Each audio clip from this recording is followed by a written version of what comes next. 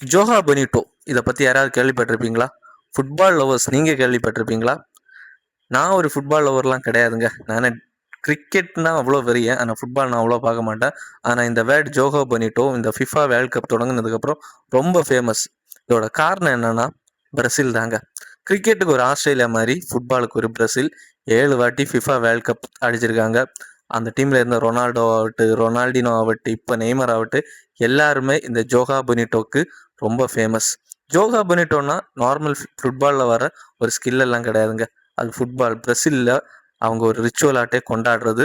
அது நாளடைவில் அந்த ரிச்சுவல் ஃபுட்பால் கூட சேர்ந்து ஒரு கலாச்சாரமே உண்டாகிருக்கு.